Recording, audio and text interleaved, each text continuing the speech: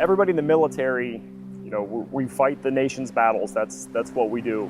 And I know if I got killed in battle somewhere, I would want my remains brought home, to my mom, dad, family, wife, and I know they want the same. On a barge somewhere in the South China Sea, a team of deep-sea diving soldiers are searching for something. So Army divers, we're more of a jack of all trades as far as metal tasks. We do underwater welding, cutting, hydraulic tools, surveys, port clearance, ship's husbandry. But here in Vietnam, Army divers are conducting a more unique mission. So we go to different sites around the world and look for POW and MIA personnel from all the conflicts that the U.S. have been in. Check red. Check green. Check standby. We're looking for a helicopter that has known losses. So our job as the dive team is to moor a barge over the crash site, and then we do an archaeological excavation dig of the crash site looking for any material evidence or osseous material that can correlate to the known losses. The Defense POW MIA Accounting Agency, an organization dedicated to bringing back America's missing in action, enlists the help of the 7th Engineer Dive Detachment, who's conducting most of the diving. Through extensive historical research and investigation, the DPAA identifies sites around the world where they think they'll find the remains of U.S. service members. These missions are conducted on land as well as at sea. We do exactly what the land team does. We dig a hole in the earth, we put it in a bucket, we screen it. The same exact process that they do, except ours is at 80 feet and we can't see it. I think the analogy is vacuuming your neighbor's house for the first time in the dark. Hat standby.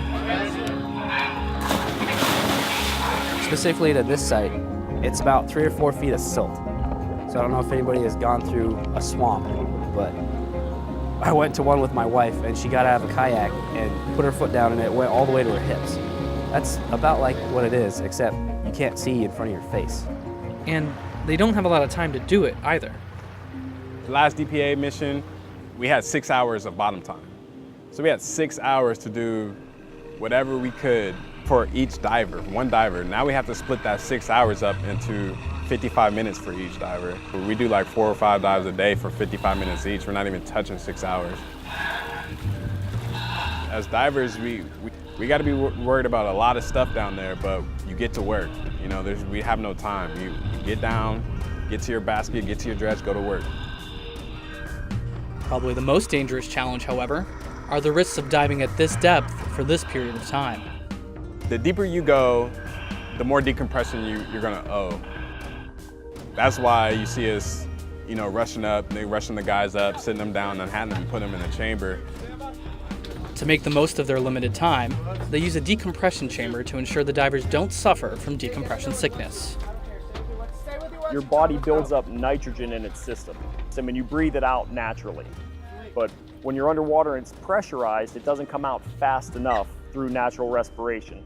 So you have to make what are called decompression stops at certain depths so you can safely breathe off the amount of nitrogen to make it safe to come out.